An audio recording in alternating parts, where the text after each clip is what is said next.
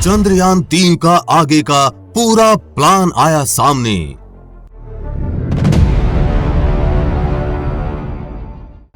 किस तारीख को कहां होगा हमारा चंद्रयान-3?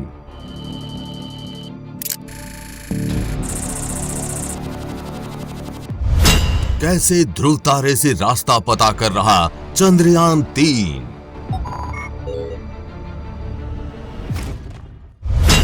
अभी कितनी स्पीड से चल रहा है चंद्रयान-3?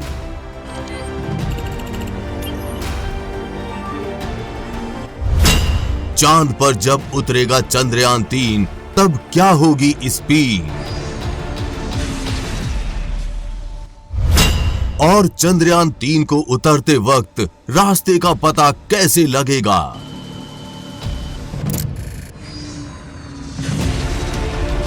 हम सब भारतीय इस बात से बड़े खुश हैं कि चंद्रयान-2 की असफलता के बाद हमारे वैज्ञानिकों की 3 साल की कड़ी मेहनत के बाद वापस से चंद्रयान-3 चांद के सफर पर निकल चुका है।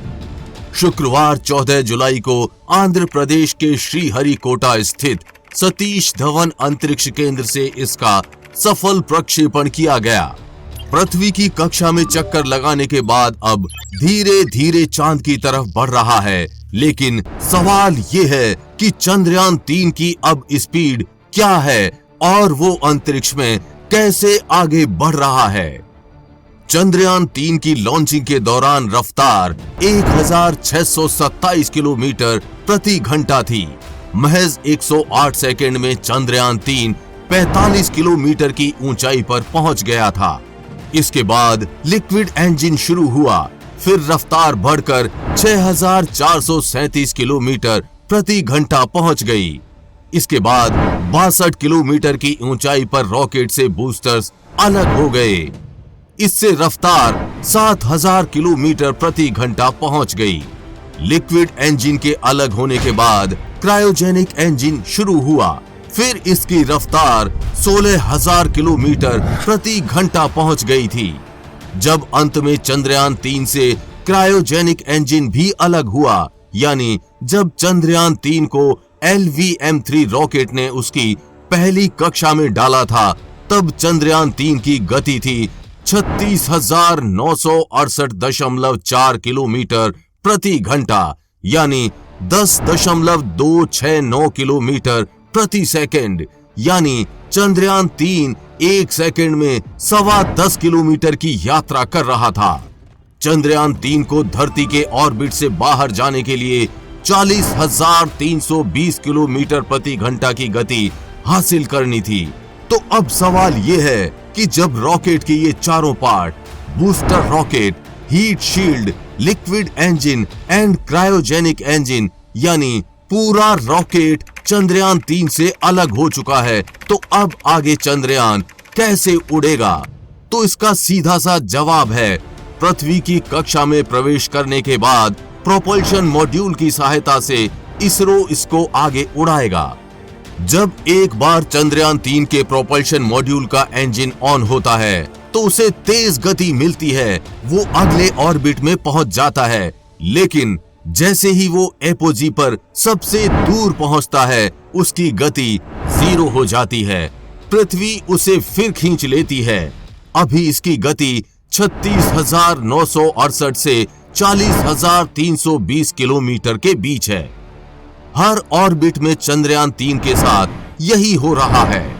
प्रोपल्शन मॉड्यूल में 2 बड़े ईंधन टैंक हैं, जिनमें अलग अलग तरह के ईंधन भरे हैं, जिनके मिश्रण से ये यान अंतरिक्ष की यात्रा कर रहा है। चौथे ऑर्बिट तक चंद्रयान-3 धरती का एक चक्कर करीब 22 घंटे में लगा रहा था, लेकिन 5वां चक्कर हो सकता है और ज्यादा समय में पूरा करे। इसके बाद सीधे लूनर ट्रांजिट ट्रेजेक्टरी में चला जाएगा। ये काम 1 अगस्त को किया जाएगा। अब जान लेते हैं आगे चंद्रयान-3 को चांद तक पहुंचने की इसरो की प्लानिंग। 1 अगस्त, इस दिन चंद्रयान-3 को लूनर ट्रांसफर ट्रेजेक्टरी में डाला जाएगा, यानी वो चंद्रमा की तरफ लंबे हाईवे पर चला जाएगा, यानी ल्यूनर ट्रांसफर ट्रेजेक्टरी LTT में। इस हाईवे पर जाने के बाद चांद तक पहुंचने में 5 दिन लगेंगे। 5 अगस्त, इस दिन चंद्रयान 3 चंद्रमा की पहली ऑर्बिट में प्रवेश करेगा। 6 अगस्त, इस दिन चंद्रयान 3 को चंद्रमा की दूसरी कक्षा में डाला जाएगा। 9 अगस्त, इस दिन चंद्रयान 3 को चंद्रमा की तीसरी कक्षा में डाला जाएगा। 14 अगस्त, इस दिन चंद्रयान 3 को चांद की चौथी कक्षा में डालेंगे। 16 अगस्त, इस दिन चंद्रयान 3 की चंद्रमा की ओर 5वीं ऑर्बिट मैन्यूवरिंग होगी। 20 अगस्त, इस दिन दूसरी बार डी ऑर्बिटिंग होगी।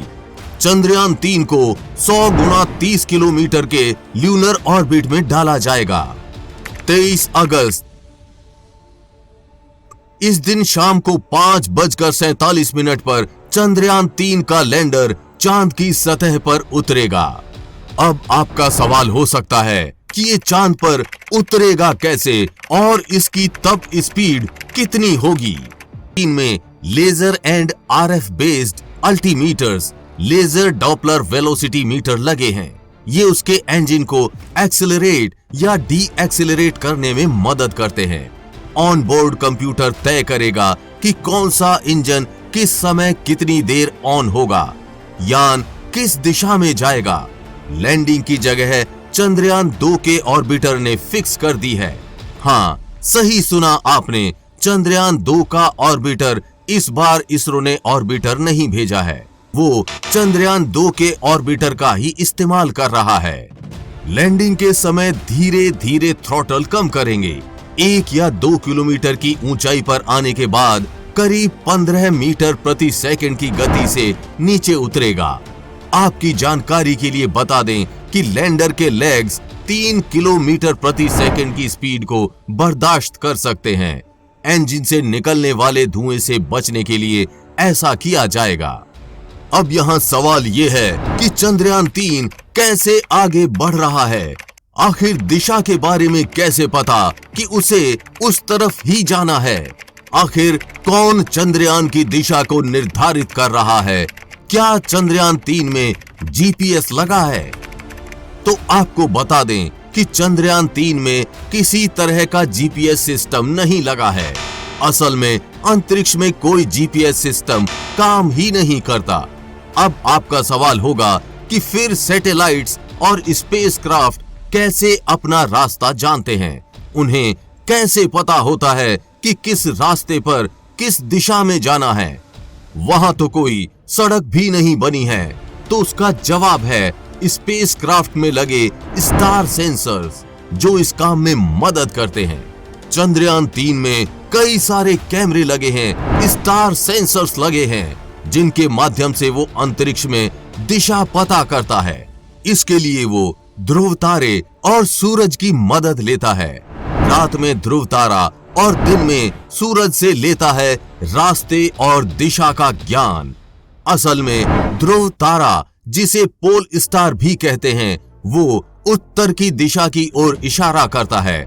यानी आप उसकी तरफ जा रहे हैं तो आप उत्तर दिशा में जा रहे हैं। ध्रुव तारा सिर्फ जमीन पर ही नहीं बल्कि अंतरिक्ष में भी यात्रा के लिए बेहद मदद करता है।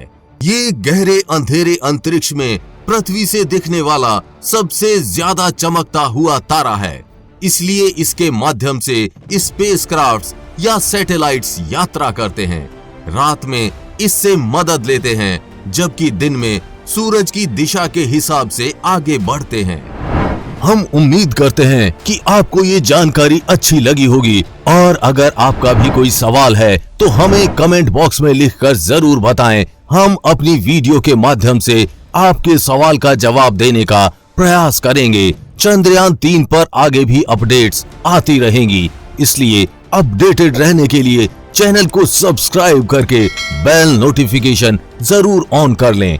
वीडियो को लाइक शेयर करना ना भूलें। जल्द ही मिलेंगे ऐसी ही इंफॉर्मेटिव वीडियो के साथ। तब तक के लिए बी हैप्पी, बाय बाय।